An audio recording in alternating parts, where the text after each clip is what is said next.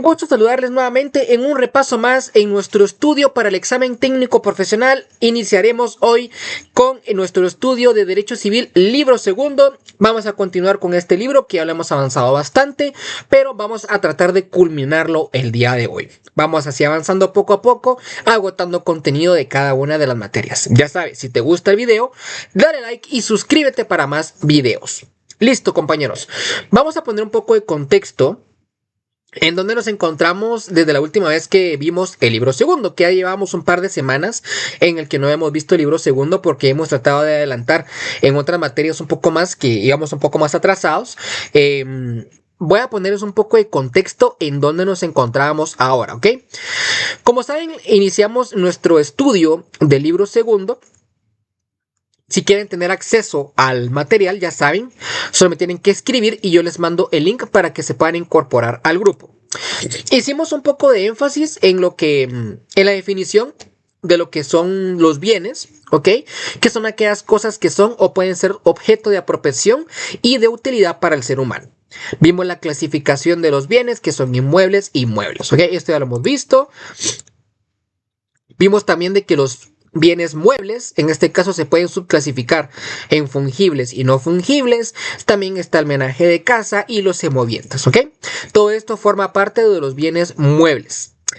Los bienes muebles, los bienes en este caso pueden pertenecer al dominio del poder público o pueden pertenecer a la propiedad de los particulares.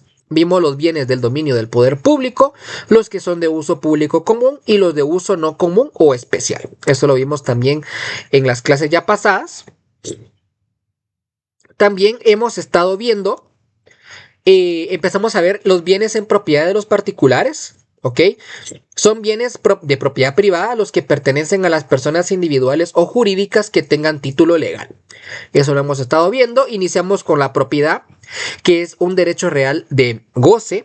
Es el derecho inherente de gozar y disponer de los bienes dentro de los límites y bajo la observación de las obligaciones que establezcan las leyes.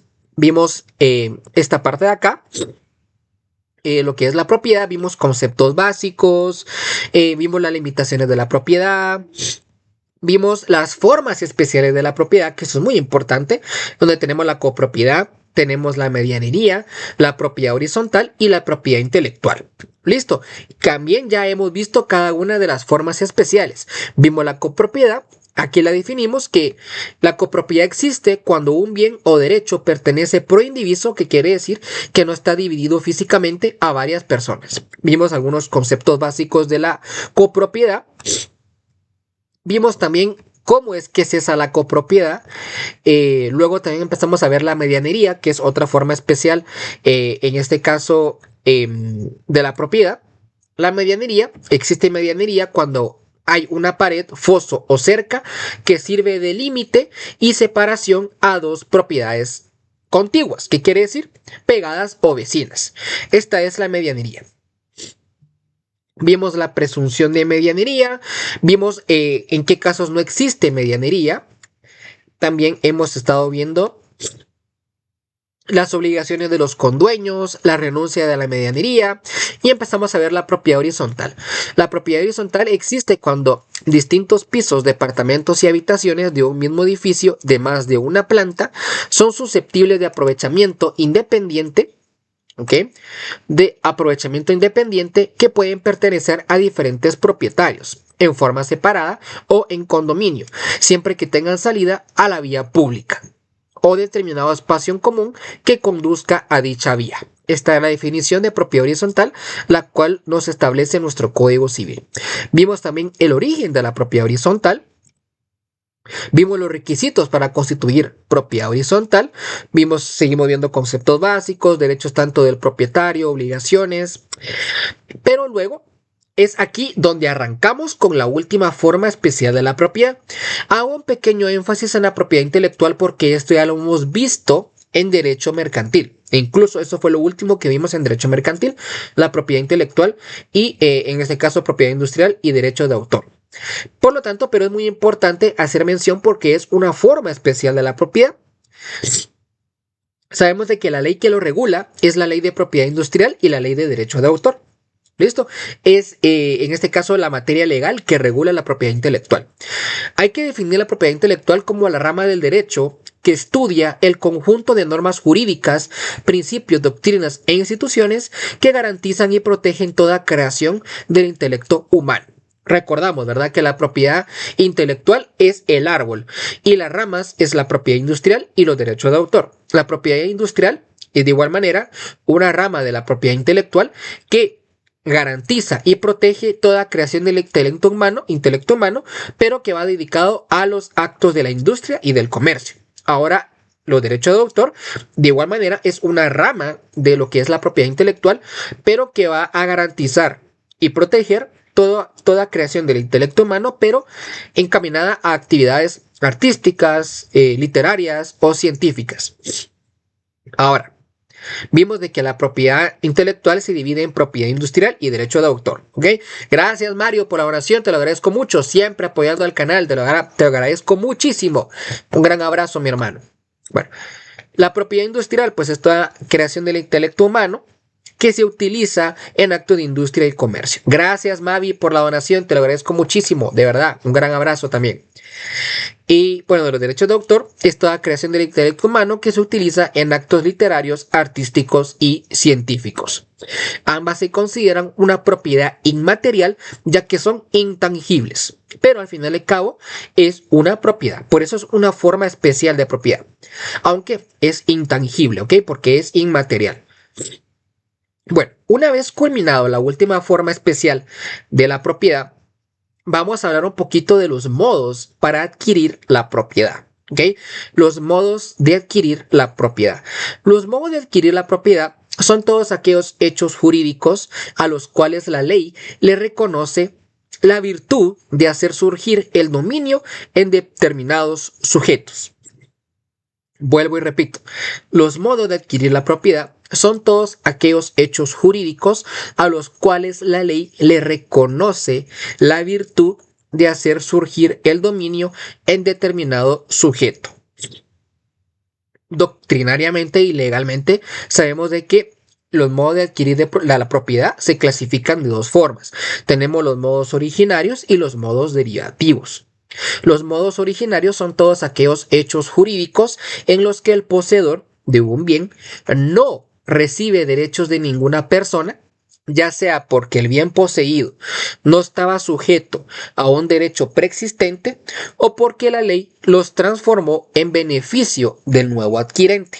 Ya vamos a ver de que esta última parte a la que se hace referencia, estamos hablando un poco de lo que es la posesión y la usucapión, pero la vamos a ver más adelante. Yo lo que quiero que ustedes sepan diferenciar entre los originarios y los derivativos es que los originarios no reciben derechos de ninguna persona, ya sea porque el bien poseído no estaba sujeto a ningún derecho preexistente o porque la ley lo transformó en beneficio del nuevo adquirente. Ahora el modo derivativo de adquirir la propiedad son todos aquellos hechos jurídicos a través de los cuales el poseedor de un bien adquiere el bien poseído en virtud de la transmisión de un derecho preexistente. Ya se dieron cuenta cuál es la diferencia entre uno y otro. En los originarios no existe ningún derecho preexistente. En los derivativos existe la transmisión de este derecho preexistente. De igual manera, vamos a ver más adelante cómo se puede materializar esto, pero es muy importante saber cuál es la diferencia entre los modos originarios y los modos derivativos.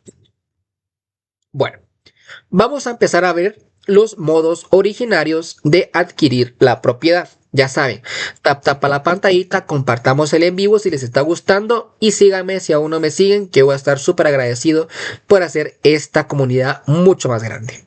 ¿Ok? Bueno, vamos con los modos originarios de adquirir la propiedad. Hago igual una disculpa por mi voz y porque estoy algo con la nariz un poco roja, pero es que me dio una alergia ahorita en la tarde justamente, pero no fue impedimento para meterme con ustedes a hacer el repaso, ¿ok? Así que muchas gracias y perdón por mi estado de salud. Bueno, los modos originarios. El poseedor no recibe derechos de ninguna persona porque el bien poseído no estaba sujeto a un derecho preexistente. Ese es el punto de partida. Pongámonos ahí de base. En los modos originarios encontramos tres modos originarios de adquirir la propiedad. Tenemos la ocupación, ¿ok? La accesión y la usucapión a través de la posesión, ¿ok? Tres modos originarios de adquirir la propiedad: ocupación, accesión y la usucapión a través de la posesión. Bueno, vamos a ver un poco de la ocupación. La ocupación es la adquisición de la propiedad de cosas muebles que carecen de dueño con el objeto de hacerlas suyas mediante la aprehensión material. ¿Okay? Básicamente yo encontré algo y lo tomé y ahora yo lo ocupé con el fin de hacer lo mío, ¿va? Básicamente. Entonces, en este caso, los bienes muebles o semovientes que no pertenecen a ninguno pueden ser objeto de ocupación. Ojo, solo los bienes muebles o semovientes. Yo no puedo decir que me encontré una casa y la voy a ocupar. Eso es usurpación. Listo. Entonces, esto no es ocupación, eso es usurpación. Entonces, por lo tanto, la ocupación solo procede en los bienes muebles o semovientes que no pertenecen a ninguno. Solo esos pueden ser objeto de ocupación. Los bienes muebles, como se los puse aquí abajito, no pueden adquirirse por ocupación. Si ustedes se dan cuenta, a la par hay unos numeritos. Esos numeritos son el fundamento legal en el artículo, en el Código Civil. Así que ustedes hagan la anotación respectiva para después resaltar su código. Solo quiero hacer mención, este numerito es el artículo. Bueno, los bienes muebles que pueden ser objeto de ocupación. ¿Qué bienes muebles pueden ser objeto de ocupación? Una piedra, obviamente, yo me encuentro una piedra, me la puedo guardar. Una concha, quienes no han ido a la playa y se encuentran una concha en la arena, pues también la agarran, la guardan y se la llevan. Y otras sustancias que encuentren en las riberas del mar, de los ríos y arroyos de uso público. Las cosas cuya propiedad abandona voluntariamente a su dueño y también los animales bravios o salvajes a través de la caza y la pesca. ¿Ok? Por lo tanto, todos estos bienes muebles y semovientes pueden ser objeto de ocupación. Ahora, ¿qué son los bienes monstrencos? Bueno, los bienes monstrencos es que es una definición un poquito rara, pero son aquellos bienes muebles o semovientes que están extraviados, cuyo dueño se ignora. Por lo tanto, si no están dentro de los bienes que pueden ser objeto de ocupación, tenemos que, en este caso, presentarlos a la autoridad municipal más próxima del lugar en donde se hubiese tenido el hallazgo. Por lo tanto, ya vimos de que no podemos ocupar un carro. Tampoco lo podemos hacer. Por lo tanto, solo podemos adquirir por ocupación los que nos menciona el artículo 591 y 600, que son los que tenemos acá. Todo lo demás no pueden ser objetos de ocupación, por lo tanto serían bienes monstrencos, ya que están extraviados cuyo dueño se ignora. Por lo tanto, hay que presentarlos a la autoridad municipal más próxima al lugar en donde se hubiese tenido el hallazgo. Entonces, yo me encuentro, en este caso, una vaca viva, tampoco me la puedo quedar, ¿verdad? Tampoco me la puedo quedar porque solo dice también los animales bravios o salvajes a través de la caza o la pesca. O sea, si yo me encuentro una vaca perdida ahí por Villanueva o por Vía Canales, no me la puedo agarrar. Ahí tengo que presentarla, aunque no sé cómo, pero es lo que dice el código. Tengo que presentarla a la autoridad municipal más próxima de donde hubiese tenido el hallazgo. Esto básicamente consiste la ocupación. Gracias, Byron, por la donación, te lo agradezco mucho. Un gran abrazo. Bueno, ahora vamos a hablar un poquito de la accesión. ¿Ok?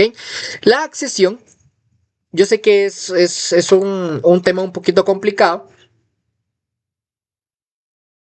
pero basta con entenderlo un poquito para poderle dar viaje a todo lo demás. Bueno, el término accesión, ¿en qué consiste? En este caso, el propietario de una cosa hace suyo no solamente lo que ella produce, sino también lo que se le une o incorpora por obra humana o de la naturaleza.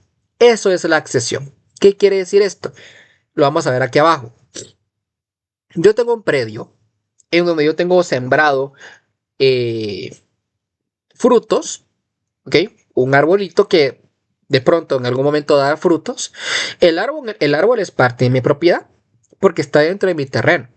Pero también lo que produce, los frutos que produce, van a ser también de mi propiedad. ¿Ok? Eso es parte de la accesión.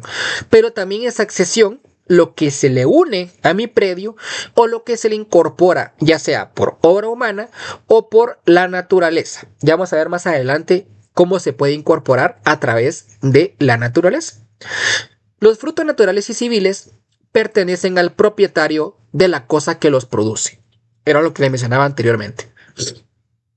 Ahora aquí tenemos la accesión por incorporación a bienes inmuebles.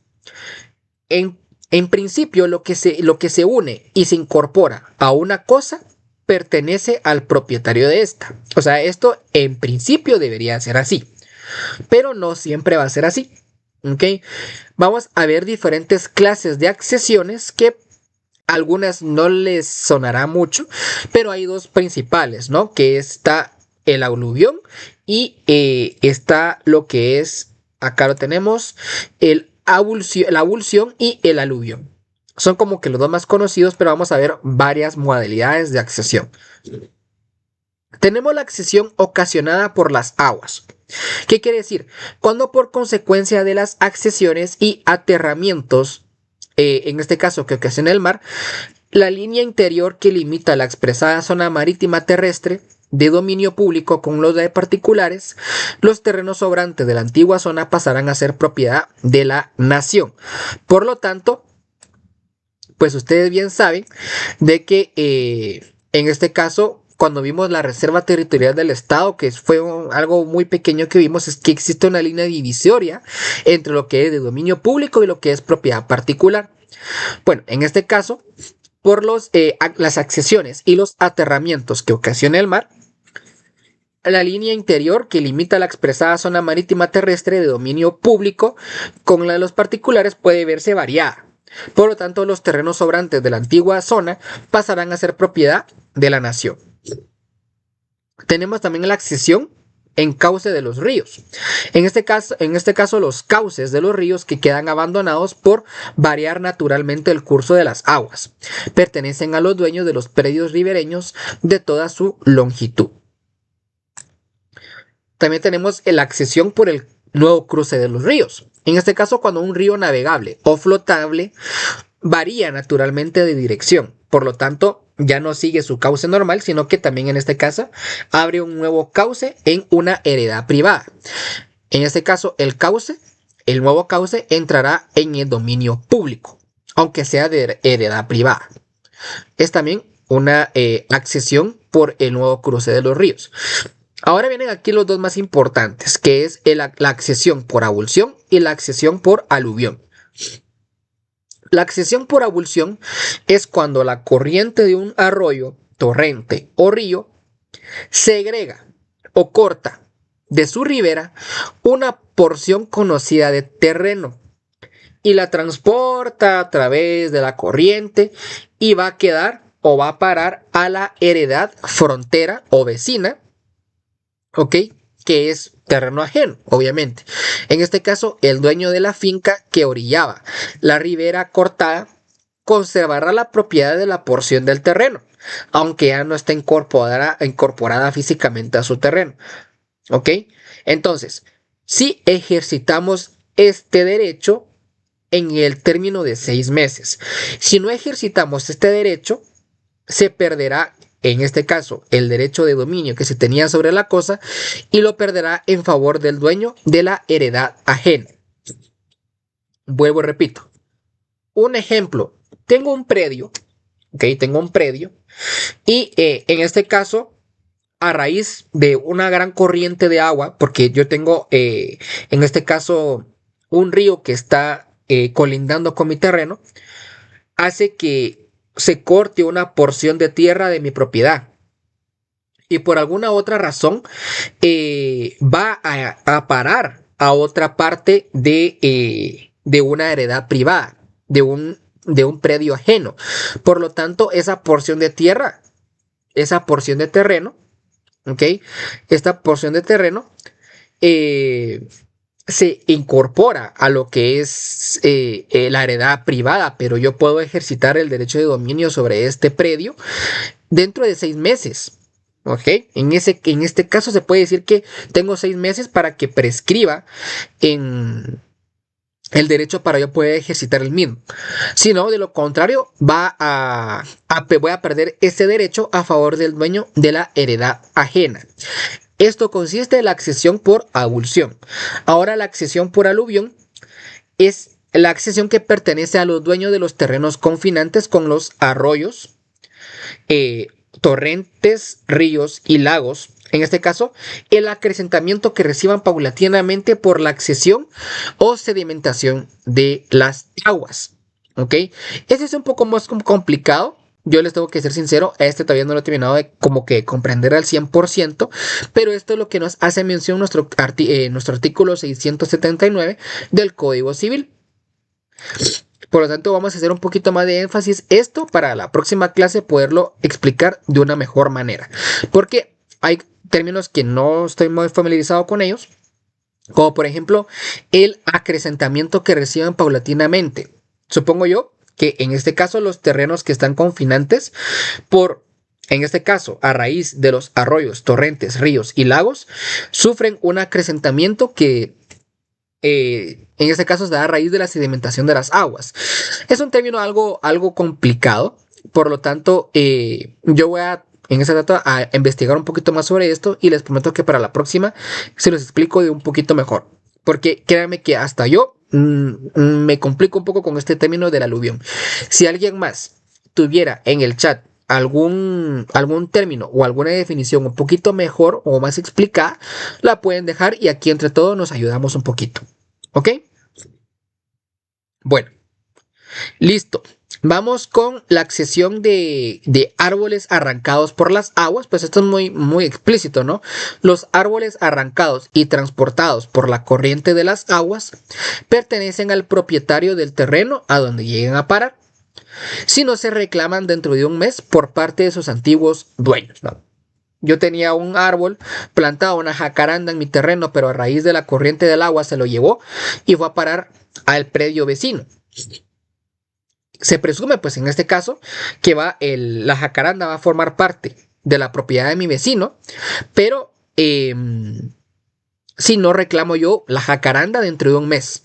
De lo contrario, va a formar parte ya de la propiedad del vecino. Tenemos también la accesión de objetos sumergidos en los cauces públicos. Los objetos sumergidos en los cauces públicos siguen perteneciendo a sus dueños, pero si en el término de 6 meses no los extrajeran, serán de las personas que verifiquen la extracción. Y por último tenemos la accesión por incorporación a bienes muebles. Pues esto es mucho más fácil de comprender, que básicamente establece que cuando dos cosas muebles pertenecientes a dos dueños distintos se unen de tal manera que vienen a formar una sola cosa, el propietario de la principal adquiere lo accesorio, pagando su valor. Se reputa como principal entre las dos cosas la de mayor valor. Por lo tanto, si hay dos bienes muebles que al unirse forman uno solo, el propietario de la porción principal va a adquirir lo accesorio pagando el valor de esta parte. ¿Ok? Listo. Sigamos. Ahora aquí vamos a hablar de un tema bastante bonito, que yo la verdad, cuando yo lo empecé a estudiar, tenía un poco de dudas, pero ya, como quien dice, va, cuando uno ya le pone coco y se pone de lleno a estudiarlo al 100, uno lo comprende mejor. Y es que yo me hacía bolas porque decía la posesión es diferente a la usucapión, la posesión es un modo originario de adquirir la propiedad, no lo es, solo la usucapión. Bueno, en este caso, déjenme decirles, compañeros, es que la posesión y la usucapión van de la mano, son parejita, porque no pudiera haber usucapión si no hay posesión. Y si no hay posesión, no puede haber usucapión. Por lo tanto, estas dos figuras van de la mano y hacen un solo modo originario de adquirir la propiedad, la usucapión a través de la posesión. Primero tenemos que definir qué es posesión. Posesión es cuando una persona denominada poseedor, ejerce sobre un bien todos o algunas de las facultades inherentes al dominio sin ser propietario del bien. ¿Ok? Ahora, para tener un derecho legítimo de posesión, debe de realizar un proceso de titulación supletoria para que pueda proceder con su inscripción en el registro general de la propiedad. O sea, para poder ser un legítimo poseedor, se debe de seguir un proceso de titulación supletoria. Es muy importante que sepamos esto. ¿Ok? Por lo tanto, porque no solo porque yo tengo la posesión del bien, voy a poder esperar 10 años para convertirme en propietario. No. Necesitamos que para que pueda transcurrir ese periodo de tiempo, ya lo vamos a ver más adelante, necesitas tener un título legítimo que haya sido, en este caso, respaldado por una resolución favorable de un proceso de titulación supletoria. ¿Listo? ¿Cómo vamos hasta acá, compañeros? ¿Me van entendiendo bastante bien? ¿O vamos algo perdidos? Creo que está siendo bastante bueno el repaso. Si les está gustando mucho, por favor, compartamos el en vivo. Démosle tap tap a la pantallita. Tap tap tap tap tap tap tap. Y síganme si aún no me siguen, que voy a estar súper agradecido por su apoyo el día de hoy. ¿Listos? Así que espero que esté quedando súper mega bien el repaso del día de hoy. Ya somos más de 30 personas nuevas. De verdad, muchas gracias por el apoyo. Bueno. El artículo 616 establece que bienes pueden ser objeto de posesión. Pueden ser objeto de posesión los bienes corporales, o sea, los que sean tangibles, y los derechos susceptibles de apropiación. Bienes corporales y derechos susceptibles de apropiación. Presunción de propiedad. La posesión, ¿ok?, da al que tiene, o sea, al poseedor, la presunción de ser propietario mientras no se pruebe lo contrario. Pero solo la posesión que se adquiere y disfruta en concepto de dueño en la cosa poseída puede producir el dominio por usucapión. O sea, en principio, el poseedor se presume que es el propietario, mientras no se pruebe lo contrario. Pero ojo, pero solo la posesión que se adquiere y se disfruta en concepto de la cosa poseída puede producir el dominio por usucapión. Ahora vamos con el artículo 620, que para mí este es primordial, este es importante, este es como que el padre nuestro de la titulación supletoria. ¿Okay? Aquí vamos a empezar a ver ya proceso de titulación supletoria. Más adelante va a estar esquematizado, pero la base del proceso son las condiciones para que la posesión se pueda titular. Listo, así que hay 6 condiciones que debe de reunir una posesión para que se pueda titular. Primero es que debe de tener un justo título. ¿Qué quiere decir un justo título? Que haya un documento que respalde que en este caso la posesión se está realizando de manera correcta, que haya sido una compraventa de derechos posesorios, que haya en este caso heredado los derechos de posesión, pero que tenga un título que respalde la posesión. Bueno. 2. Que la posesión sea adquirida de buena fe. La posesión debe de ser adquirida de buena fe. 3. La posesión debe de ser de manera continua. 4. La posesión debe de ser de manera pública. 5. La posesión debe ser de manera pacífica. Y por último, la posesión debe de ser por el tiempo señalado en la ley. Así que pilas. Ya vamos a ver cuál es el tiempo que señala la ley, pero estas son las 6 condiciones para que una posesión se pueda titular. Bueno, y aquí lo desarrollamos un poquito, ¿no? El justo título es el documento que justifica la posesión. Por ejemplo, una compraventa de derechos posesorios. Adquirida de buena fe. Esto consiste en que la buena fe del poseedor es la creencia que la persona de quien recibió la cosa era dueña de ella y podía transmitir su dominio. O sea, quien le otorgó la posesión del bien era la propietaria o el propietario del bien. Esa es cuando la persona que recibió cree o creyó que era, en este caso, la dueña del bien. Por lo tanto, está adquirida de buena fe. Una posesión de manera continua e ininterrumpida. ¿Ok? Cuando la posesión de la cosa poseída no se abandona ni se desampara por más de un año. ¿Qué quiere decir esto? La posesión se puede interrumpir si abandonamos o desamparamos el bien por más de un año, o incluso se puede antes si así lo reclamaran. Por lo tanto, es importante de que la posesión debe de ser continua e ininterrumpida. Una posesión de manera pública. En este caso, la persona que disfruta debe de hacerlo de manera que pueda ser conocida por todos. No así como que escondida, va mucha, sino que tiene que ser conocida por todos. De manera pacífica.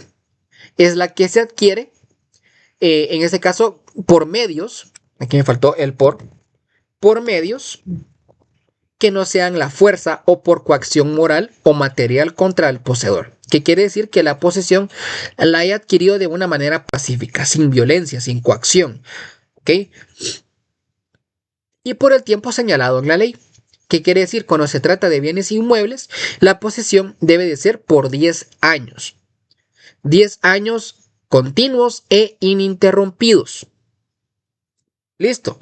Aquí desarrollamos las 6 condiciones para que la posesión se pueda titular. Mediante la resolución aprobatoria de la titulación supletoria, a través de esta resolución ya confiere una naturaleza de título para adquirir la propiedad. A raíz de esta resolución se va a inscribir la posesión al registro general de la propiedad y a raíz de ello pasará a tener finca, folio y libro ante el registro general de la propiedad. Pero aquí seguimos hablando aún de posesión. No estamos hablando todavía de dominio. No estamos hablando de propiedad. Aquí todavía seguimos en la parte de posesión. A través de la resolución se va a poder registrar la posesión para poder ser un poseedor legítimo. Ahora, la usucapión, que esta es como que la otra mitad de la papaya. También conocida como prescripción positiva o adquisitiva. ¿Qué quiere decir esto?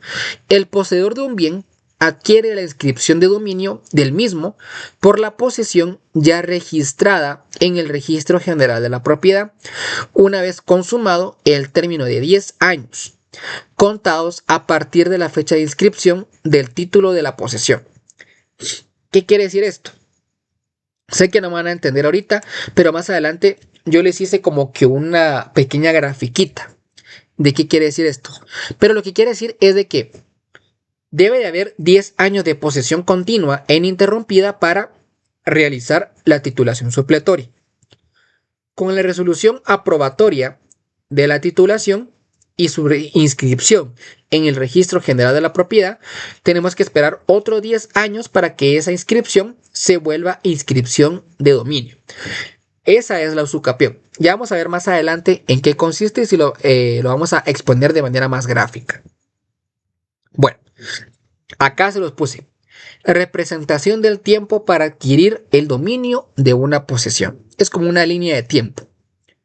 Primero, debemos de tener la posesión bajo las condiciones para titular la misma. ¿Ok? Posesión bajo las condiciones para titular la misma. Tutelar, aquí es titular. Miren, aquí a la vez con ustedes hago las correcciones. Posesión bajo las condiciones para titular la posesión. Una vez cumplamos 10 años junto con las condiciones para titular, podemos iniciar un proceso de titulación supletoria. ¿Vamos quedando claros? Espero que sí. Una vez transcurrido los 10 años junto con las condiciones para titular, podemos iniciar nuestro proceso de titulación supletoria. Y ya con la resolución favorable de la titulación, procedemos a inscribir la posesión al registro general de la propiedad y luego tenemos que esperar 10 años para que esa posesión se convierta en inscripción de dominio como propiedad. Esto es usucapión, este tiempo de acá que tenemos que esperar. Por eso también se le conocía como una prescripción positiva o adquisitiva, porque se está en este caso recibiendo o adquiriendo un derecho a raíz del tiempo. Así que esto de lo que consiste, por eso de que la usucapión va de la mano de la posesión y viceversa, porque no pudiera existir una sin la otra. ¿Vamos bien ahí, compañeros? ¿Me entendieron esta parte de la posesión y la usucapión? Si la entendieron, por favor, denme unos grandes corazoncitos, compartamos el en vivo y síganme si aún no me siguen el día de hoy. Cualquier duda o cualquier comentario, yo siempre estoy pendiente al chat. ¿Qué tal les pareció esta representación gráfica chiquitita? Yo creo que es bastante entendible, ¿no? Yo creo que aquí no puede haber mucha confusión. Excelente, dice Medrán. Ok. Yo, en este caso, porque yo sé que muchas personas se pueden llegar a confundir con la posesión y la usucapión. Yo era una de ellas. Yo me confundía mucho con la usucapión. No sabían qué consistía. Pero al leer la ley, porque quien dice cuando uno ya lee, pues uno aclara su mente. Yo leí y pues leí también la titulación supletoria y también el documento de apoyo que tengo para esto. Y uno pues comprende un poquito mejor las cosas. En este caso, la posesión es la vía directa para obtener la propiedad a través de la usucapión. Y si en este caso no puede haber usucapión si no hubo una posesión previa. Así que van de la manita. Bueno, y aquí tenemos los modos derivativos de adquirir la propiedad. Son aquellos, pues como lo dijimos al principio, que sí cuentan con un propietario anterior que transmite la propiedad respecto a un bien bajo su dominio a un tercero. Y cómo se puede, en este caso, adquirir la propiedad de manera derivativa. Se puede adquirir de propiedad por contrato, o sea, se puede adquirir la propiedad por contrato, se puede adquirir la propiedad por herencia o testamento por causa de muerte, o la adquisición de la propiedad por donación entre vivos.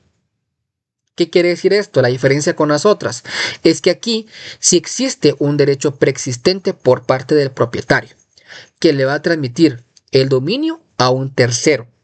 Esa es la diferencia con los modos originarios, que no existía un derecho preexistente de una persona. ¿Ok? Por lo tanto, acá sí existe un derecho, el cual se está transmitiendo por contrato, por herencia o testamento por causa de muerte o por donación entre vivos, que esto ya lo hemos visto. Ya hemos visto la compra-venta, hemos visto, bueno, la herencia y el testamento todavía no, la donación entre vivos ya la vimos, pero son ya mecanismos y son figuras que ya hemos revisado. Bueno, ahora vamos a hablar de la titulación supletoria en sí, pero para eso tenemos que abrir una legislación especial, que es la ley de titulación supletoria. Vamos a dar una pequeña ficha técnica de lo que es esta ley. Es el decreto 49-79 del Congreso de la República. Para empezar, ¿verdad?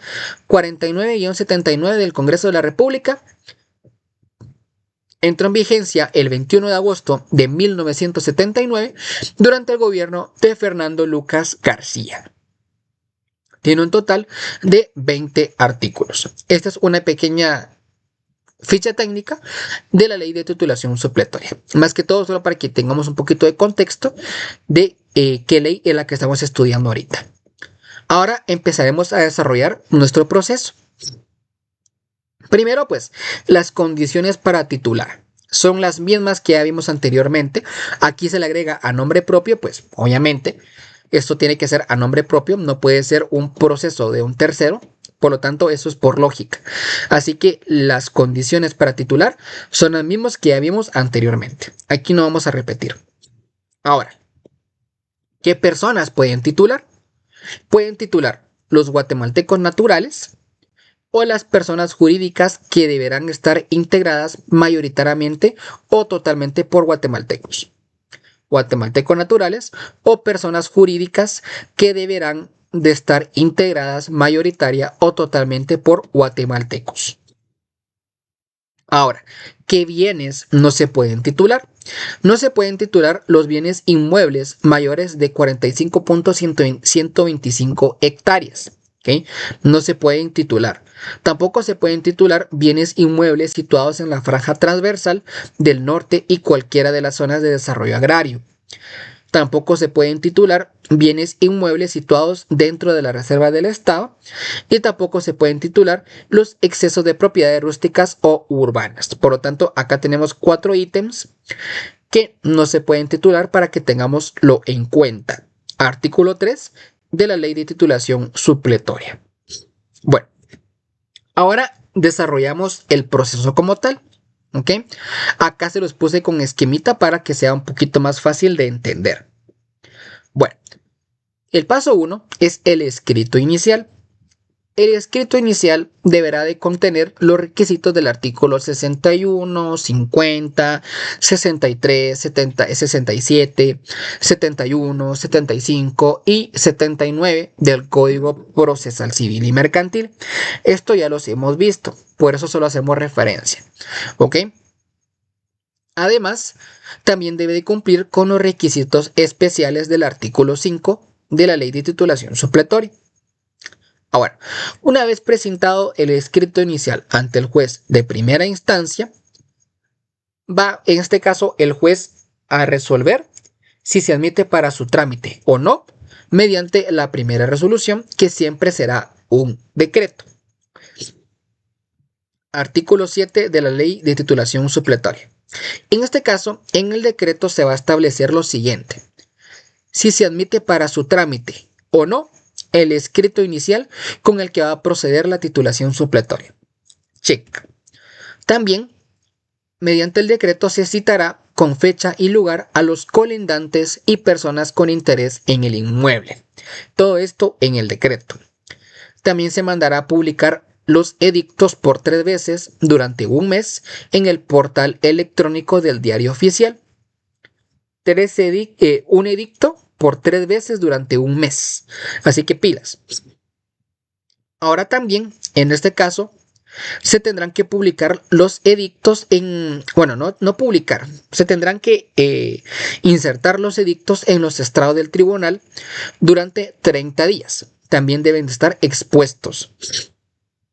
También deben estar expuestos los edictos en la municipalidad de la jurisdicción del inmueble. También que estén expuestos durante 30 días. No solo es la publicación en el Diario Oficial, sino que también es su exposición en los estrados del tribunal y su exposición en la municipalidad de la jurisdicción del inmueble. También se mandará a requerir información testimonial con citación de la Procuraduría General de la Nación y también se solicitará un informe a la municipalidad de la jurisdicción en donde se encuentre el inmueble en un término perentorio de 15 días. Todo esto mediante la primera resolución, que ya sabemos de que debe de cumplir, que debe de ser notificada de manera personal, porque es la primera resolución, aplica las reglas del Código Procesal Civil y Mercantil y también debe de ser notificada dentro de las 24 horas siguientes en que se emitió el decreto.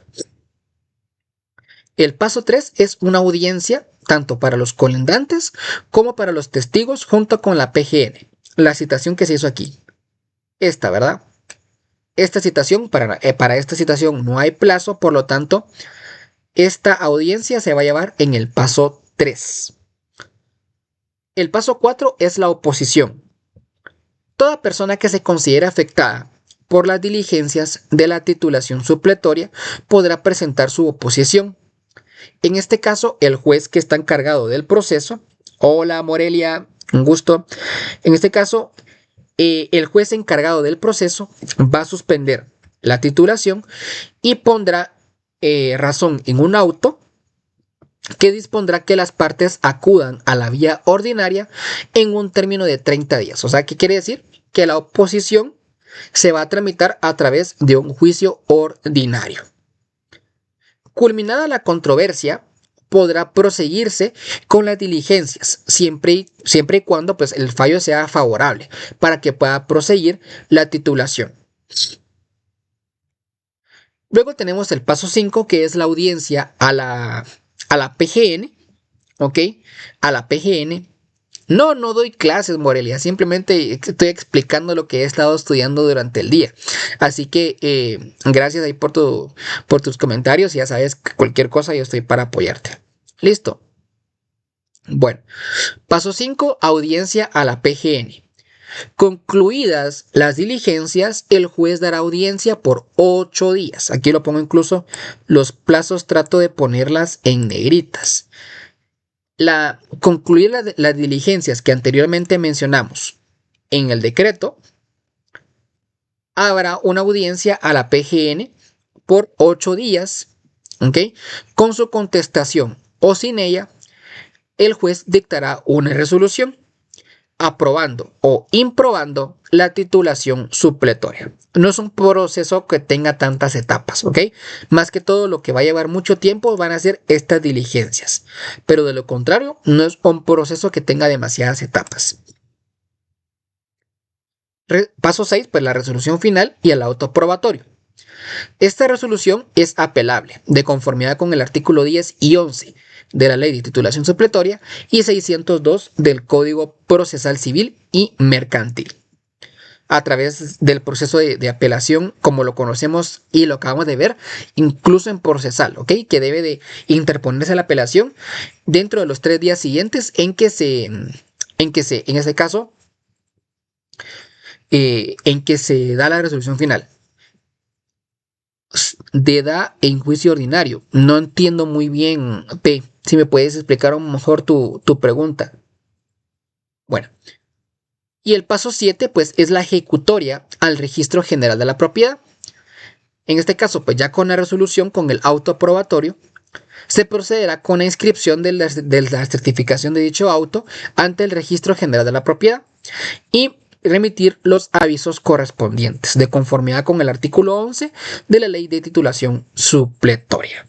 Así que un gran aplauso para cada uno de ustedes, compañeros, porque un par de minutos hemos repasado el proceso de titulación supletoria. Así que un gran aplauso y pues para mi parte un gran montón de corazoncitos. Les voy a agradecer un montón. Compartamos el en vivo. Síganme si aún no me siguen y saben que vamos para adelante con este estudio y hacer mucho más grande esta comunidad de amigos que va creciendo más y más y más. Una pregunta, Lick. ¿Qué pasa cuando se rechaza la titulación? Bueno, lo primero que se hace es apelar el auto aprobatorio. Eso es lo primero que tenemos que hacer, apelarlo. Ok, aquí lo tenemos. Por eso de que esta resolución es apelable dentro de los 3 días siguientes en que es notificada el auto aprobatorio. Eso es lo que procedería, Pablo. Tenemos que apelarlo. Ok, ya si a pesar de la apelación no se da trámite, pues en este caso, si creemos que nos están violando un derecho, podemos incluso interponer un amparo. Pero estaríamos hablando de un recurso procesal y en este caso, un amparo. Pero más que eso, creo yo que no pudiéramos hacer. Listo. Bueno. Muchas gracias ahí por el apoyo, compañeros. Más de 50 seguidores nuevos en esta hora de repaso. Les agradezco un montón. Un gran abrazo para cada uno de ustedes. De igual manera, a los que me han donado, les agradezco un montón. Bueno, ahora, ay, pues la verdad es que no se mira mucho aquí, va. Pero bueno, vamos a hablar un poquito de los. Vamos a hacer aquí esta cosita.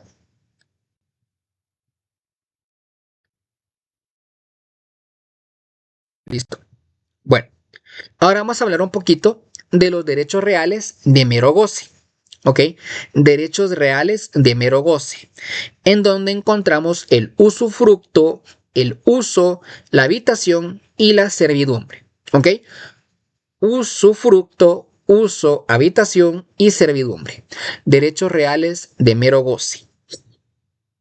Son aquellos que permiten a una persona llamada titular usar y disfrutar de un bien, ya sea mueble o inmueble, sin ser propietarios. Pero estos solo le va a conferir el derecho de usar, disfrutar un bien, sin más, sin tener en ningún momento ni tener la intención de adquirir el dominio de el bien mueble o inmueble. Bueno, ahora dice una pregunta: ¿cuál es el plazo después de inscribir el auto probatorio de la institución para bueno, voy a esperar que termines de preguntarme. Bueno, vamos a hablar de ser ya propietario. No, no, Suseli. Creo que aquí estamos un poquito equivocados. El auto probatorio de la titulación supletoria, la certificación de este auto, tenemos que inscribirlo. Pero esta certificación no nos va a dar la calidad de propietarios, nos va a dar la calidad de poseedores legítimos ante la ley, poseedores legítimos. A partir que inscribimos la posesión a través de la titulación, tenemos que esperar 10 años más para que esta posesión se convierta en inscripción de dominio y ahí sí ser ya propietarios. ¿Ok? Por lo tanto, si nos preguntan cuánto tiempo tiene que pasar para ser propietarios, si somos poseedores, prácticamente son 20 años. Son 20 años. 10 años para iniciar la titulación y 10 años más para que esta posesión adquiera inscripción de dominio. ¿Ok? Son 20 años. Pero les pueden llegar a hacer esta pregunta muy capciosa, porque les pueden llegar a preguntar cuánto tiempo tiene que pasar para que la posesión se pueda inscribir en el registro general de la propiedad. Cualquiera diría 20 años, porque uno asume el registro general de la propiedad para ser propietario, pero no. ¿Ok? Por lo tanto, hay que tener en cuenta y ser muy capcioso con eso. Si le preguntan, ¿cuánto tiene que pasar? ¿Cuánto tiene que pasar? ¿Ok? ¿Cuánto tiene que pasar? En este caso, para adquirir la posesión legítima, 10 años para registrarla en el registro general de la propiedad y 10 años más para que esta posesión legítima se convierta en inscripción de dominio. Dice, sí, pero también se toma en cuenta el tiempo aunado a sus antecesores. Exactamente, eso está en el código. Que no lo puse aquí, pero es muy importante tener en cuenta que no se va a tomar en cuenta solo el tiempo que yo he tenido como posesión, sino que también los que anteriormente han tenido la posesión, siempre y cuando sea ininterrumpida. Dice Lick, y si el legítimo poseedor fallece en el año 15, se hereda el derecho. Era lo que estábamos hablando anteriormente, ¿ok? Quien tiene, en este caso, dice, aquí está preguntando, aquí está cabal, está Mel, está en todo. Dice, la mayoría de personas mediante una declaración de derechos posesorios inicia su trámite, su titulación. Exactamente. Exactamente.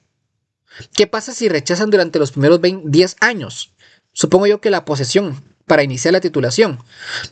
O sea, la puede rechazar si no cumple con las condiciones para hacer una posesión legítima.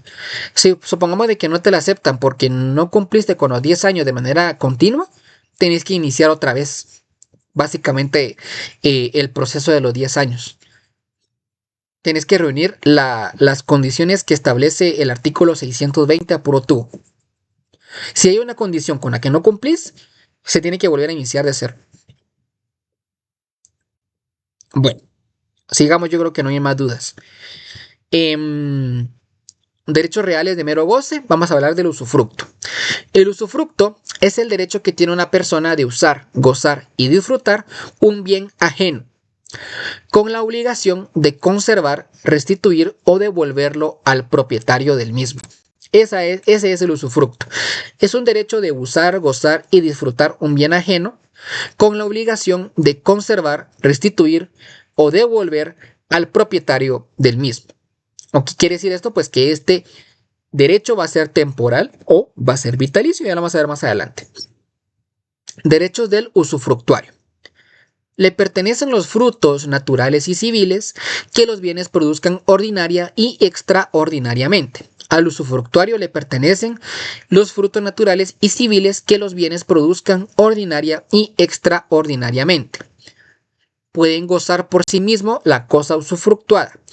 O sea que el usufructuario puede arrendar su derecho, puede enajenar su derecho de usufructo, pero todos los contratos que como tal el usufructuario celebre terminarán al fin del usufructo. Esto tiene mucha similitud con el subarrendamiento. Se recuerdan que el arrendamiento, en este caso el arrendatario, el arrendatario podía subarrendar, pero Una vez culminada el arrendamiento principal, se da por terminado el subarrendamiento. Básicamente esto es lo mismo que el usufructo. El usufructuario puede enajenar o puede arrendar, en este caso su derecho, pero una vez se haya culminado el usufructo principal, se van a dar por terminados los demás contratos. Forma de constitución. El usufructo se puede constituir por contrato o por acto de la última voluntad. Dos formas de constituir el usufructo: por contrato o por acto de última voluntad. Ahora aquí vamos con la duración del usufructo. ¿Ok? El usufructo puede tener tres duraciones. Primero, a tiempo fijo. Es muy importante mencionar que el usufructo a tiempo fijo no puede exceder de 30 años, a menos que se trate de bienes nacionales, en cuyo caso no podrá ser mayor de 50 años. Pero en principio, cuando el usufructo es a tiempo fijo, no podrá exceder de 30 años. El usufructo también puede ser vitalicio. ¿Ok? Cuando no se fije en la constitución del usufructo el tiempo de duración, se entenderá que el usufructo es vitalicio. Pero el usufructo también puede ser condicional. ¿Qué quiere decir? Que cuando se cumpla una condición, el usufructo va a culminar. Puede haber tres duraciones del usufructo: a tiempo fijo, que no podrá exceder de 30 años, podrá ser vitalicio o bajo una condición. Bueno, aquí el cuasi usufructo, que también existe esta figura. Es cuando el usufructo comprende cosas que no pueden usarse sin consumirse. El usufructuario está obligado a restituir en igual género, calidad y cantidad. Eso es el cuasi usufructo. Básicamente que el usufructo, para poderlo gozar, usar, no se pueden usar sin consumirse. Por lo tanto, el usufructuario está obligado a restituirlo en igual género, calidad y cantidad. Y aquí vamos a hablar un poquito de los modos de extinguirse el usufructo. Artículo 738. El usufructo se puede extinguir por muerte del usufructuario, vencimiento del plazo por el cual se constituyó. O sea, si se cumplieron los 30 años, por ejemplo, ¿verdad? Muerte del usufructuario, porque como era vitalicio, pues también se extinguió el usufructo. Acá también por realizarse la condición resolutoria a la cual estaba sujeto el usufructo. Dice Álvaro, el mutuo. No, fíjate que yo estaba pensando en un ejemplo del usufructo. Pero por ejemplo, supongamos de que yo tengo un usufructo sobre una granja. Es lo que se me ocurre. Recordemos que los frutos civiles y los frutos naturales, ¿ok?, forman parte de la propiedad, en este caso del dueño, ¿no? Por lo tanto, a mí lo que se me ocurre en el cuasi usufructo es que si yo tengo un usufructo sobre una granja, recordemos que en este caso los animales que son parte de la granja también se pueden ser parte del usufructo. Por lo tanto, yo puedo disponer de una vaca para los fines que yo necesito. Pero pues como uno de los principios del usufructo es que yo tengo que restituirlo y devolverlo al propietario. Por lo tanto, yo creo que acá es cuando yo quiero usar la vaca, ¿ok?, no puedo usar la vaca sin que se consuma la misma. Por lo tanto, el usufructuario está obligado a restituir la vaca en la misma calidad y cantidad. Es lo que a mí se me ocurre como el cuasi usufructo. Sé que es un ejemplo fumado, pero eso a mí es lo que mi mente me da en este momento para un ejemplo de cuasi usufructo. Si alguien más tiene un mejor ejemplo, pues lo puede poner en el chat y aquí lo comentamos entre todos. ¿Ok? Bueno, otra modo de extinguirse el usufructo: reunión del usufructo y de la propiedad en una misma persona. Pues también puede darse por extinguido el usufructo, por prescripción, por renuncia del usufructuario, por pérdida de la cosa usufructuada y por la anulación o cesación del derecho del que constituyó el usufructo. Acá tenemos básicamente las razones por las que se puede extinguir el usufructo. Bueno, y con esto damos culminado el primer derecho real de mero goce. Derecho real de goce, la propiedad. Derecho real de mero goce, usufructo. Ahora vamos a ver los otros dos, que es el uso y la habitación. Tap, tap a la pantallita, compañeros, si les está gustando el repaso. Tap, tap, tap, tap, tap, tap. Somos más de 180 personas en el en vivo a esta hora, 9 de la noche con 10 minutos. Les agradezco un montón. Yo sé que la mayoría de aquí posiblemente aún no me sigue, así que vamos a hacer el reto de que la mitad de los 180 que me están viendo me den ahorita el botón al seguir para hacer mucho más grande esta comunidad.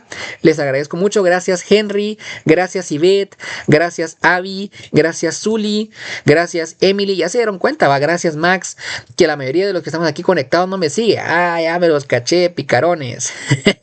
Gracias MSM, gracias Carly, les agradezco un montón. Gracias Eli, te los agradezco un montón. Gracias por seguirme en esta primera vez. Espero que les esté siendo de bastante. Yoshi, vos en todos los repasos me seguís. Como que me dejas de seguir y después me volvés a seguir. Ya vi cuál es tu técnica. Gracias Yanira. De verdad les agradezco mucho a cada uno de ustedes el apoyo. Y vamos a por más. ¿Ok? Bueno, vamos con el siguiente derecho real de mero goce, que es el uso y la habitación. Por lo tanto, acá yo los puse juntos porque básicamente tienen las mismas características.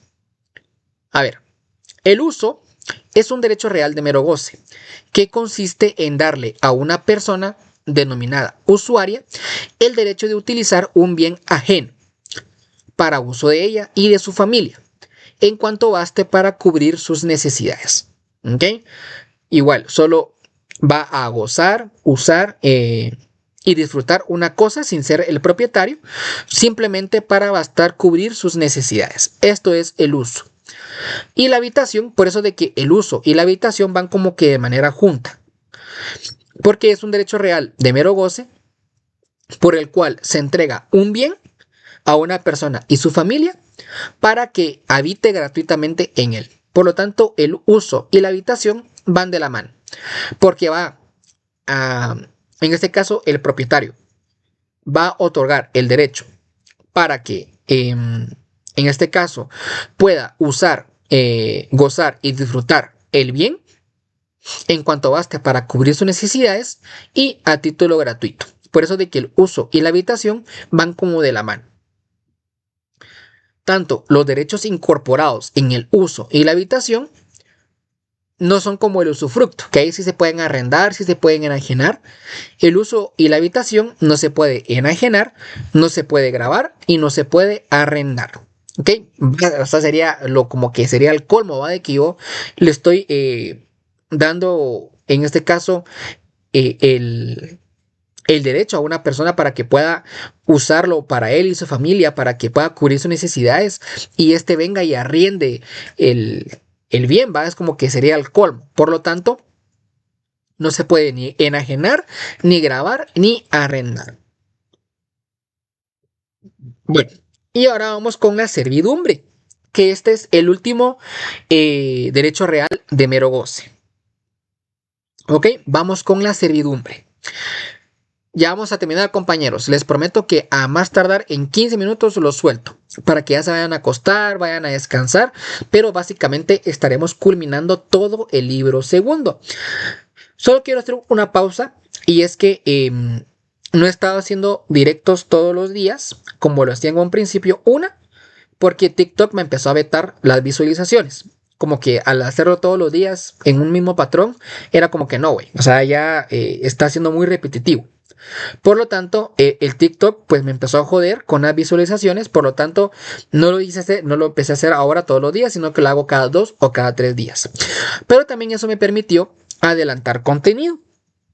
Por lo tanto, ahora los repasos son más largos porque esto lo que yo he puesto es lo que he estado estudiando 2 o 3 días antes. Por lo tanto, los repasos van a ser más largos, pero creo que son más sólidos. Así que también tienen como que mucha gracia esto. Por lo tanto, aquí vimos de un solo varias instituciones del libro segundo, Mañana no tenemos repaso en vivo, pero voy a subir un video especial a mi canal de YouTube. Por eso, si aún no se han suscrito, vayan y suscríbanse para ver el video especial que voy a subir mañana hablando solo de la ley de garantías mobiliarias. Porque esto va de la mano con el último tema del libro segundo. Pero para que en el próximo repaso ya nos metamos de lleno al libro tercero, voy a subir un video especial mañana hablando de la ley de garantías mobiliarias. Y con eso daremos por culminado el libro segundo y a la próxima clase de Derecho Civil aperturamos el libro tercero. ¿Ok? Así que pilas, suscríbanse, vayan todos los que están acá, suscríbanse a mi canal de YouTube, suscríbanse para ver el repaso de ahorita grabado y ver mañana el video especial hablando un poquito de la ley de garantías mobiliarias. ¿Ok? Va a ser un video no muy largo, a lo mucho de 20 minutos, así que pilas. Bueno, cierro la pausa. Listo. Vamos con la servidumbre. Vamos con todo. Ya vamos a culminar. Bueno, servidumbre. Servidumbre es el gravamen impuesto sobre un predio para uso de otro predio de distinto dueño o para utilidad pública o comunal. Es el gravamen impuesto sobre un predio para uso de otro predio distinto, de un distinto dueño, para utilidad pública o comunal. Elementos personales de la servidumbre. Tenemos el predio dominante y el predio sirviente. El predio dominante es el inmueble en cuyo favor está constituida la servidumbre. El predio dominante es el inmueble a cuyo favor está constituida la servidumbre. Y el predio sirviente es el que sufre la servidumbre, el que tiene que abrir el paso. ¿Vamos ya? El predio dominante, en este caso, va a ser el inmueble a cuyo favor está constituida la servidumbre, y el predio sirviente va a ser, en este caso, el predio que va a sufrir la servidumbre, la constitución de servidumbre. Acá tenemos alguna clasificación de las servidumbres. La servidumbre puede ser continua o discontinua, puede ser aparente o no aparente, voluntarias y legales, y servidumbres forzosas. Las servidumbres continuas o discontinuas, ¿okay? La primera son aquellas cuyo uso es o puede ser incesante, sin intervención de ningún hecho actual del hombre. Ahora, las servidumbres discontinuas son aquellas cuyo uso necesita algún hecho actual del hombre. Esas son las servidumbres continuas o discontinuas. Ahora tenemos las servidumbres aparentes o no aparentes. Las aparentes son las que se tienen que anunciar, ¿ok? Se tienen que anunciar por obras o signos exteriores dispuestos para su uso y aprovechamiento.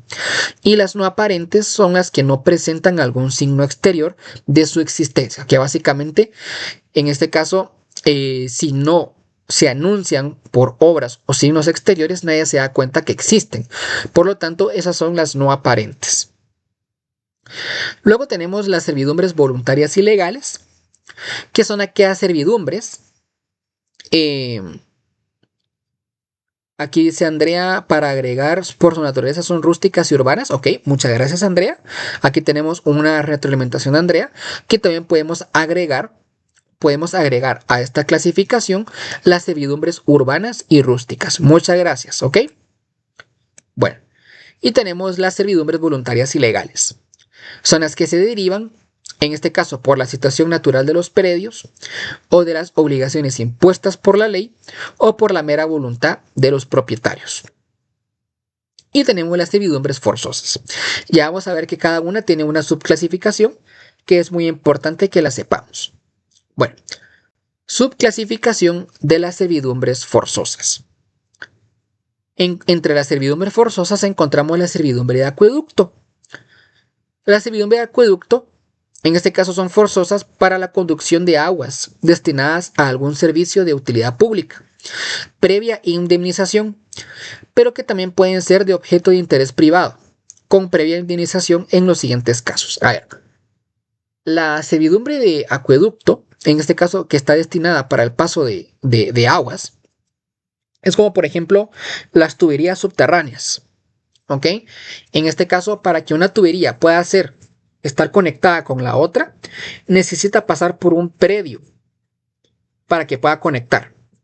Por lo tanto, en este caso, la tubería del predio, supongamos de Delmi, no puede pasar a la tubería principal si yo, Alan, no le doy paso.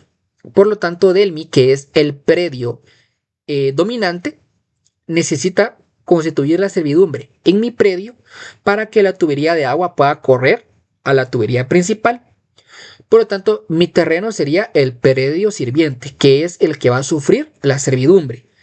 El predio de Delmi es el dominante, ya que necesita constituir la servidumbre para que pueda, en este caso, la tubería de agua, poder y conectarse de manera correcta con la tubería principal. Algo así. Perdón si no ejemplifico de la mejor manera, pero son los ejemplos que se me vienen a la mente. ¿Ok? Bueno, eso es para utilidad pública, pero también puede ser para utilidad, en este caso, de interés privado. Acá tenemos algunos casos. No les voy a decir todos porque estos son como que de interés privado, nos interesa más la utilidad pública, que es lo que más comúnmente se da, pero acá tenemos los casos en los que se puede dar también por interés privado. Tenemos otra servidumbre forzosa, que es la servidumbre de estribo. Es forzosa cuando el que intenta construir una presa no sea dueño de las riberas o terrenos donde haya de apoyarlas. Esta es para la construcción de una presa en el que se necesite apoyarse de un predio que no es de su propiedad. Tenemos la servidumbre de abrevadero y de saca de agua, que también es forzosa, ¿ok? Que son a puro tubo, necesitan de constituirse para que en este caso el dueño del predio dominante pueda aprovecharse de su propiedad. Solamente podrán imponerse por causa de utilidad pública en favor de alguna población o caserío, previa indemnización correspondiente. Es muy importante mencionar, compañeros, que la servidumbre, para que se pueda constituir, se debe de indemnizar a la persona que pone el predio sirviente. Sería el colmo, ¿va? De que no me indemnicen y yo tenga que poner espacio de mi propiedad para que pueda pasar alguien más. Por lo tanto, debe de haber una indemnización por cualquiera de las servidumbres que estamos comentando, sin importar cuál clase sea. Para todas debe de haber una indemnización. Bueno, vamos con la subclasificación de las servidumbres legales. Acá tenemos la servidumbre legal de paso, la servidumbre legal para establecer comunicación telefónica, la servidumbre legal de conducción de energía eléctrica y la servidumbre de desagüe.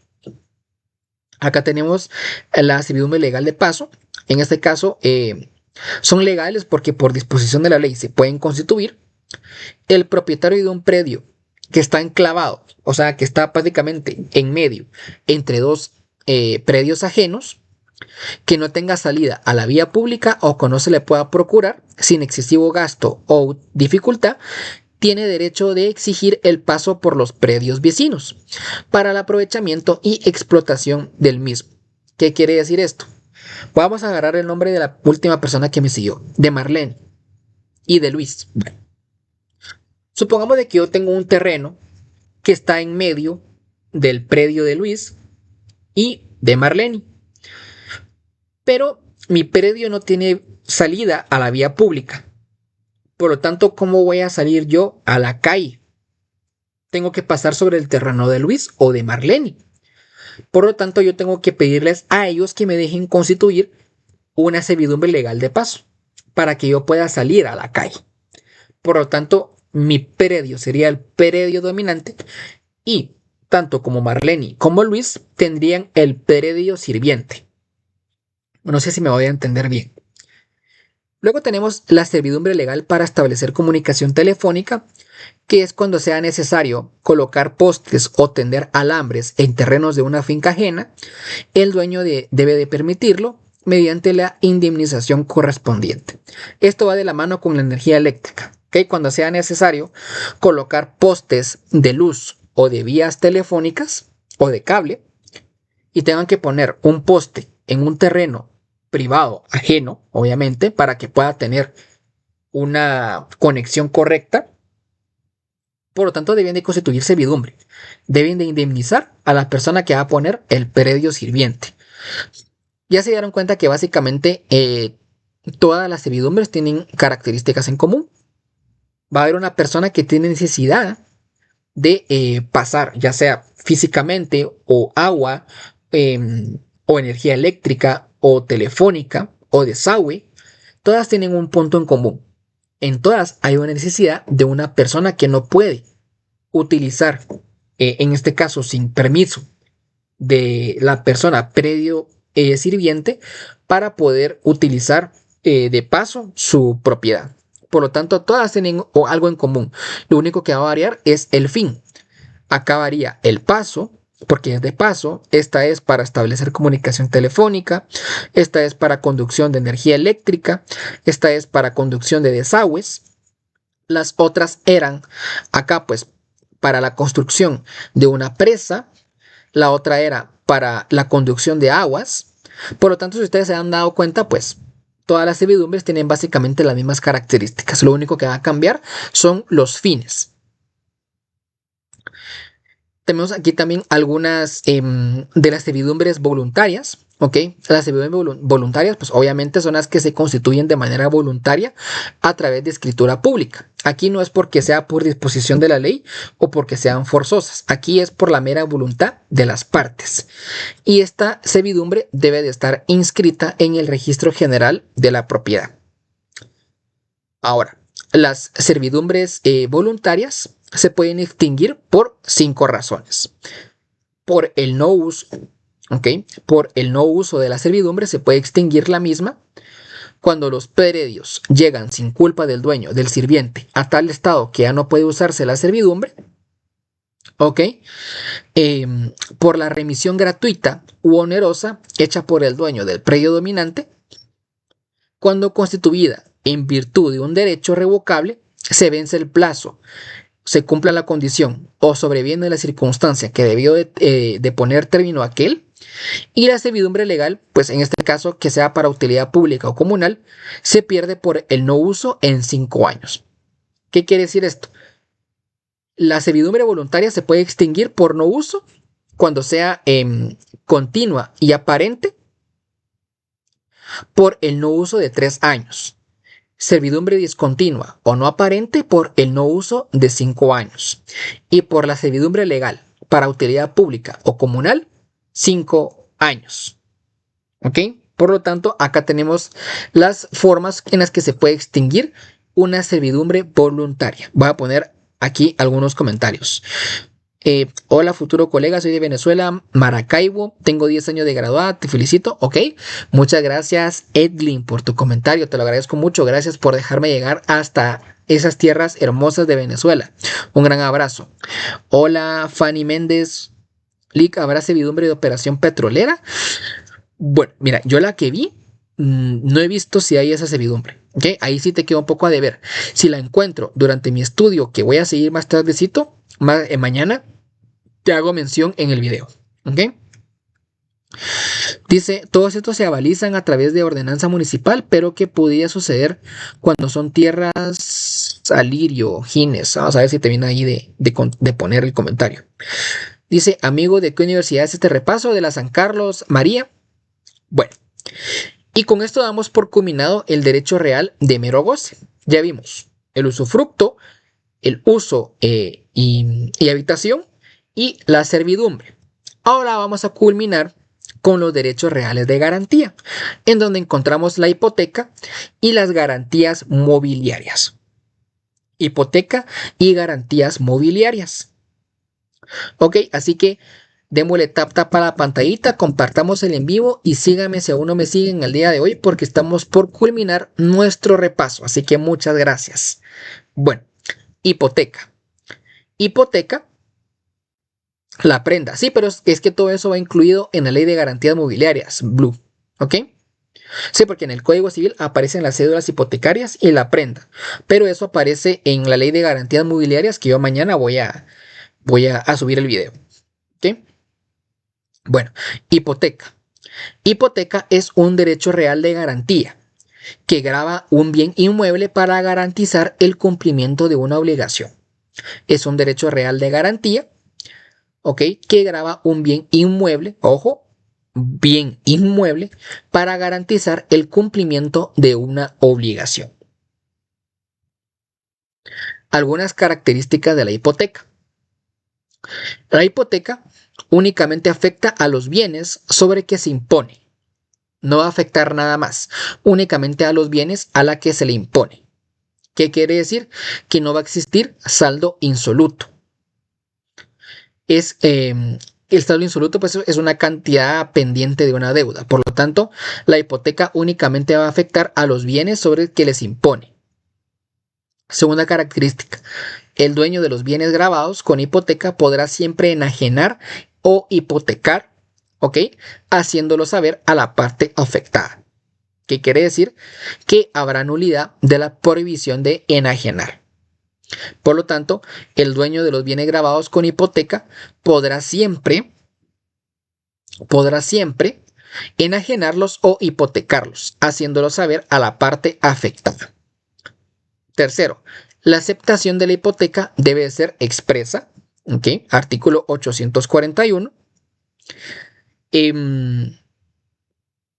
Centinelas en resistencia, amigo, fíjate que yo soy de la San Carlos, orgullosamente de la San Carlos y de la facultad, de la Tricentenaria Facultad de Derecho, pero vamos a tratar de no involucrar la política con el estudio. ¿Ok? Que cada quien pues tenga sus pensamientos. Agradezco mucho tu comentario, de verdad, te lo agradezco un montón. Solo únicamente pues dejemos que el repaso sea meramente académico. ¿Ok? Si nos metemos a hablar de política, puede salir alguna charla ahí que nos vaya a dar un poco de conflicto, por lo tanto pues es mejor involucrarnos 100% en academia. ¿Ok? Te lo agradezco igual un montón por tu comentario. Y se pueden constituir hipotecas, ¿ok? Se pueden constituir hipotecas y otras garantías, pero se deberá de determinar la cantidad o la parte de gravamen que se asigne a los bienes hipotecados y a las demás garantías. Esto puede garantizar que no quede un saldo insoluto. Son algunas de las características de la hipoteca.